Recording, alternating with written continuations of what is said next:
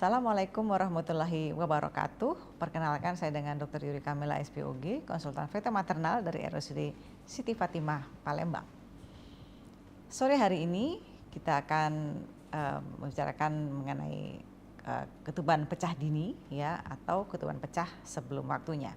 Jadi ketuban pecah dini ini terbagi dua. Ada yang terjadi pada saat kehamilan cukup bulan, ya, atau disebut juga KPD yang aterem. Itu terjadi pada usia kehamilan 37 minggu atau lebih. Di mana ketuban pecah dini ini juga merupakan salah satu tanda-tanda persalinan yang cukup bulan, itu bisa ditandai dengan pecah ketuban.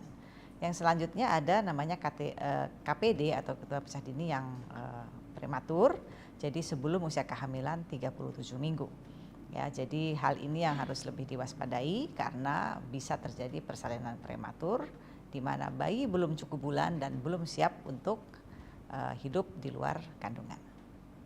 Pada KPD atau pecah ketuban sebelum waktunya ini ada berbagai faktor penyebab, ya. Jadi salah satunya adalah infeksi, ya. Jadi utamanya infeksi pada daerah mulut rahim, vagina, ya, dan di rahim itu sendiri. Maka utamanya seorang ibu sebaiknya memang melakukan personal hygiene dengan baik.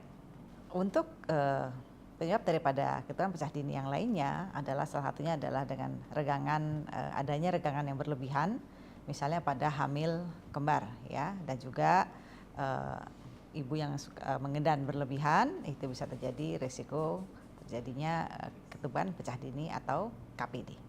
Untuk gejala-gejala yang dirasakan pada seorang ibu dengan ketuban pecah dini itu biasanya adalah merasakan basah, ya, di bawah. Jadi bisa saja ketuban pecah dini ini hanya sedikit-sedikit keluar cairan, jadi hanya merembes. Dan ini tidak dipengaruhi oleh berbagai posisi ibu. Jadi mau ibunya lagi tidur, lagi jalan, lagi duduk, itu dia akan selalu terasa basah, ya. Jadi sudah baru ganti celana atau pakaian dalam, sudah kering lalu basah lagi. Itu ciri-cirinya. Gejala yang dirasakan pada ibu dengan ketuban pecah dini itu akan merasakan rasanya basah di bawah, ya, dan rasanya merembes, dan itu tidak dipengaruhi oleh berbagai posisi ibu, mau itu lagi duduk, tidur, berbaring, itu akan tetap terasa basah. Selain itu juga cairan yang keluar itu tidak berbau, ya, jadi biasanya dia bening, ya. Jadi yang harus dibedakan dengan BAK atau air kencing, itu kan berbau pesing. Kalau ini dia tidak ada berbau apa-apa. Dan selanjutnya untuk ketuban pecah dini ada resiko atau bahaya, ya, dari adanya KPD ini, yaitu yang pertama adanya infeksi atau chorioamnionitis, di mana infeksinya akan menyebar hingga ke dalam rahim. Selanjutnya ada resiko terjadinya persalinan prematur atau bayi yang lahir sebelum waktunya. Selain itu juga adanya kompresi tali pusat, ya, jadi dengan ketuban yang jauh berkurang itu akan terjadi tekanan antara janin dengan rahim. Nah, jadi di antaranya tali pusatnya akan tergencet antara janin dengan rahim tadi. Nah, untuk pencegahan terjadinya pecah ketuban tentunya diutamakan adalah personal hygiene, ya, terutama untuk daerah kewanitaan.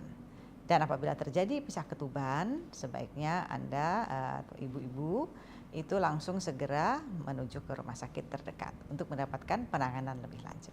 Apabila ibu-ibu sekalian ingin melakukan konsultasi dengan saya, dengan Dr. Yuri Kamila SPOG, konsultan feto maternal, bisa langsung datang ke RSUD Siti Fatimah Az-Zahra Palembang atau ke Rumah Sakit Umum YK Madira Palembang. Terima kasih. Assalamualaikum warahmatullahi wabarakatuh. Download Tribun X sekarang. Menghadirkan lokal menjadi Indonesia.